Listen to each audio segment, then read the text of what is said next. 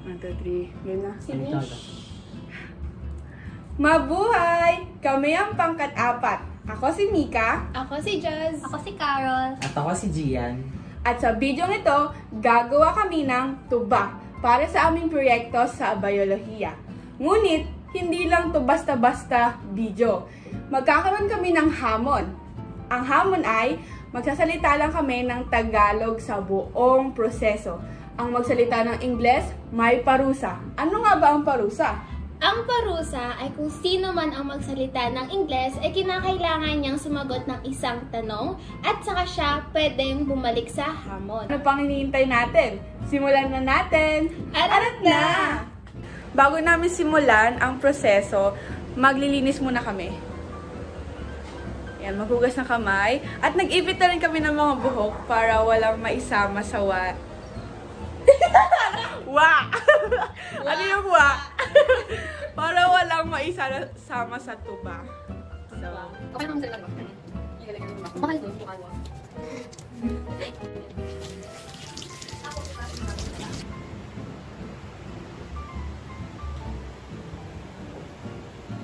ano ang sunod? Habang naglilinis kami nitong mga gagamiting lalagyanan, paayos na po nung kahit. Kahel! Ano yan? Hindi ba yung pongkan? Anong kapongkan ng Hindi, Tagalog? ibang prutas ng podcast. Oo, ibang po kasi yung pokan. O ano yan? Orange na lang. Prutas na lang. O, prutas. Mahawag ako kung ano, Mika. Ay, wala na. Ako na. Uy, magpapakulo na ng tubig. Opo. Palagyan ng tubig ito hanggang kalahati. Kalahati Mas- ng tubig na mas- hanggang kalahati. Asan ang basurahan? Simulan mo na ang pagbabalat.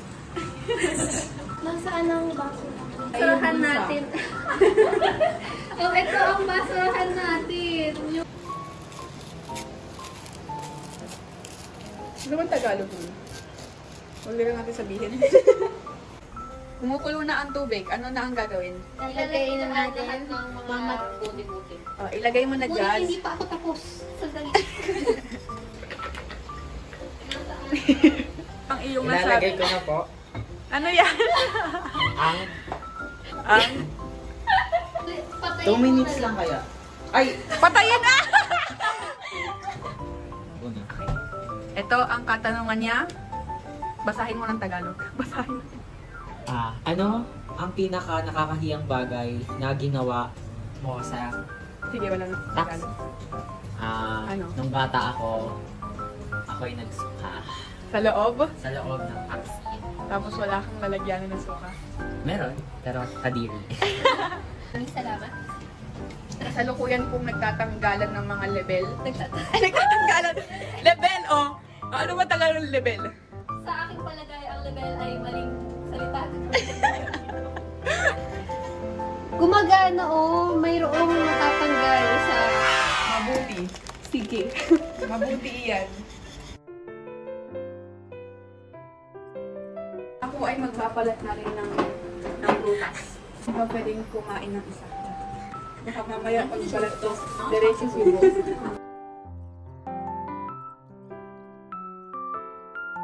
Kami ay maglalamon. Lalamon. Lalamon. Magandang hapon po. Bawal mag-Ingles. Wala nang mga prutas. Ano ang sunod na gagawin? Para ako Itapon nyo nagtutula. yan. Ang susunod naman ninyong gagawin ay dulog-dulogin. Pinapatuyo namin ang lalagyanan. Hitingin natin pa. Hatiin natin Ay, yung isa. Para madali naman. Kahit hindi naman isa-isa. Sige, isa-isa. Tumulong ka.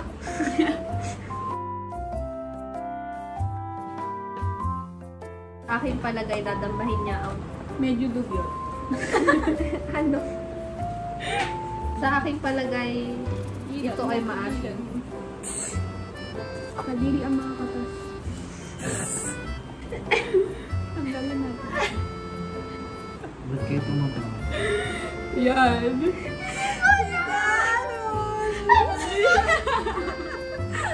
Kami ay nakita namin na ang sitwasyon ay nakakatawa, kaya kami ay tumatawa. Tama na. Ngunit hindi tumatawa si Gian. Mahirap ka bang pasayahin? Tama. Paano ko kayo papaligayahin? Bigyan mo akong tandalas. Ginagamit nila ang kanilang kamay sa pag... Hala! Yung pinapakalwa! Hala!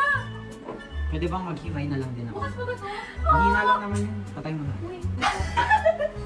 Hala! Lumi! Ito. Hoy, pinarinig ako. Ano, Jazz? Ang ano? Ano? Galing ko yan! Binanggit mo ang Ang etok daw, ang C-U-T-E. Ngayon, ikaw ay magsagot. Malimimik ka, naririnig ko. Magdala na! Bawal kami magsalita ng Tagalog. Ikaw ay sumali sa aming... Ramon. Ay! Ano? Grabe kayo. Grabe kayo!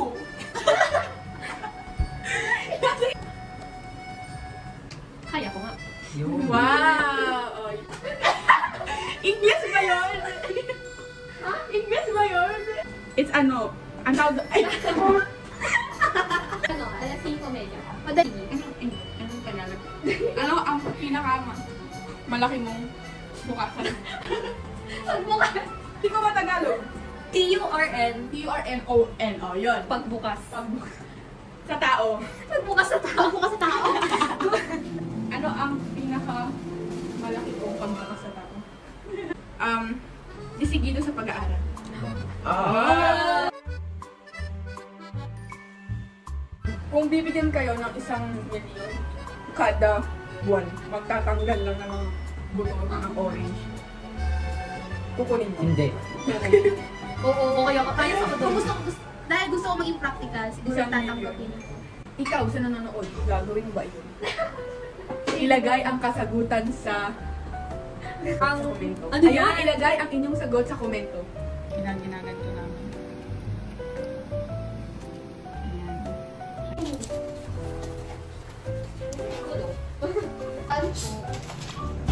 Paano to? Tama ba ang ginagawa ko? Hindi po. Kasi ko parang walang nangyayari. Ay, may buto. Butuhik eh.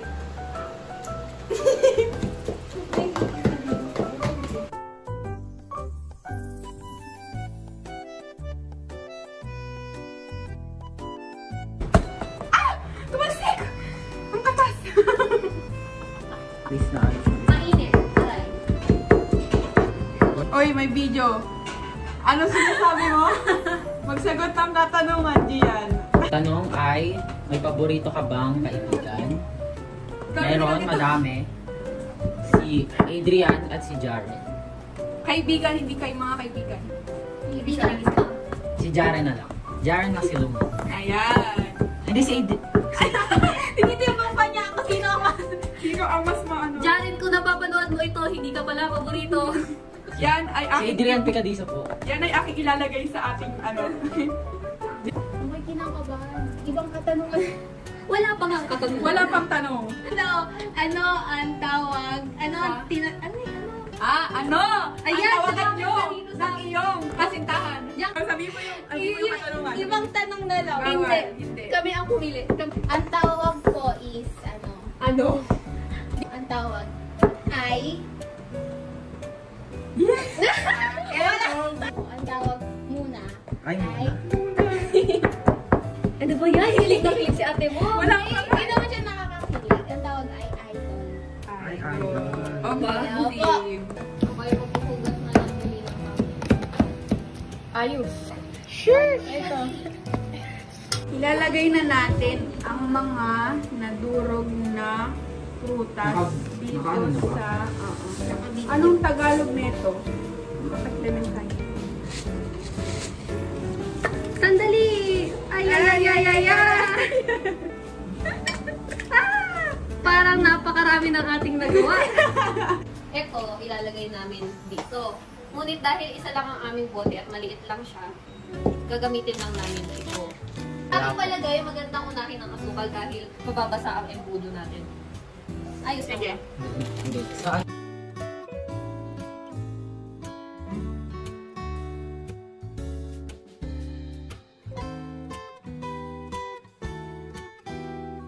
tapos na naming haluin yung orange tsaka yung asukal. Ngayon, nalagyan na namin ng yeast at ng tubig. Ano yun? Di ba kayo nagbe-bake this? Titira.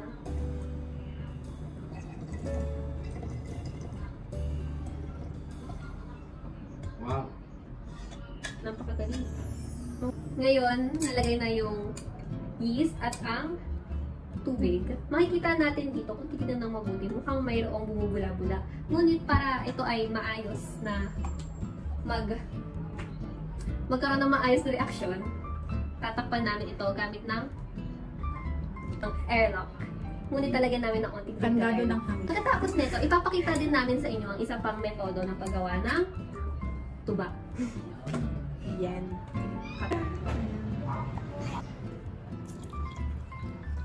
Konti pa. Sabihin niyo pag-stop. Sige pa. Okay na ba yan, Carol? Konti pa. Tama na. Oo, kita nyo. Galing. Galing. Haluin. Haluin. Haluin. Ayun, dami pa naman. Sunod. May ano na? May wine. Hello nga. Ang susunod na namin gagawin ay tatakpan. Na ng Sama natin sa video kami wine. Opo, salamat. Tapos gagamitan namin ng goma para sarado. Yan. Isa pa. Tama, salamat. Okay na! Ngayon, nagawa na natin ang dalawang metodo. Magkita ulit tayo sa susunod na bahagi. Ayan. Uuwi na sila. Paalam. Paalam! Susunod muli. Paalam! Just, takpan mo na.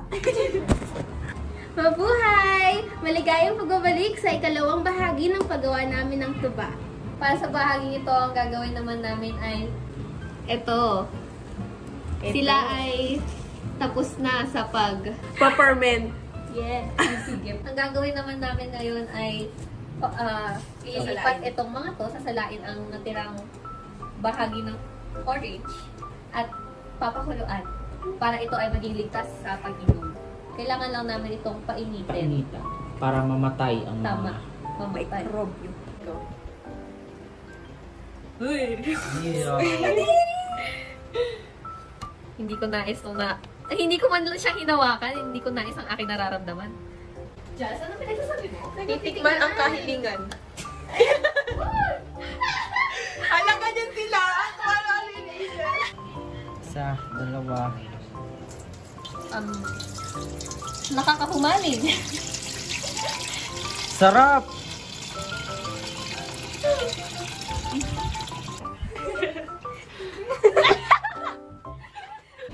Kalawang bote. Oh, napakagaling yun. Oh. Ako ay magkukuha ng panghalo. Kasalukuyan po pinapakulo ang Napakuluan. pinapakuluan Ilang ang minuto lang yung nasalang nakatas ng orange. Hawakan ko. Mainit Pati ko. Ako ay nagagambala.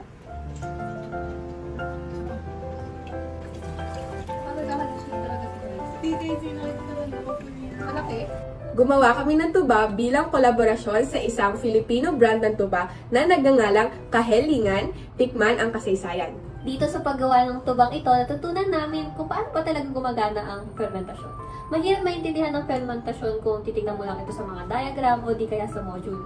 Ngunit, dito sa paggawa namin, nakita namin ng personal kung paano gumagana talaga ang fermentasyon. Isang halimbawa na nito ay kung paano lumalabas ang carbon dioxide sa pamamagitan ng mga bulan dahil sa air, na makikita sa airlock at sa mismong tuba. Susunod naman, para sa akin, naintindihan ko yung fermentasyon dahil sa proyektong ito kasi nakita ko yung pag-transform talaga ng...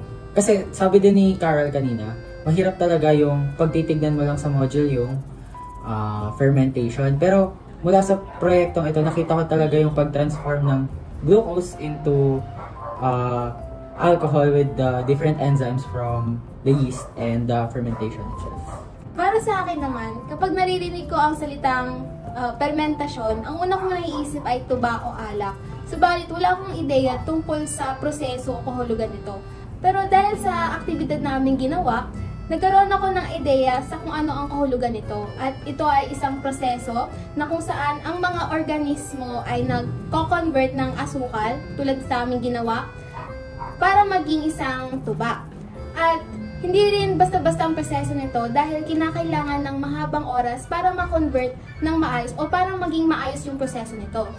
At isa pa, kinakailangan din na maging magpanuri dahil organismo ang ating tinutukoy dito. Kaya kinakailangan na maging malinis ang mga kagamitan upang maging maayos ang fermentasyon. Masaya talaga gumawa ng tuba kasi dahil din sa pagpapermentasyon. Nagulat ako noong una na buhay pala ang yeast kasi nung nilagay namin siya sa tubig, bumubula ng konti yung mga tubig. At ang yeast ang isa sa mga microorganism na nagsisimula ng proseso ng fermentasyon. Ang ginagawa pala nila ay binibreakdown nila yung mga sugar or mga ibang starches na nandun into alcohol or acid. And upang ma-reserve na rin yung mga produkto para hindi mapanis kaagad. Kahilingan, tikman ang kasaysayan. Hanggang sa muling pagkikita! Bye! Takpan mo lang. Yun! Ay, dito!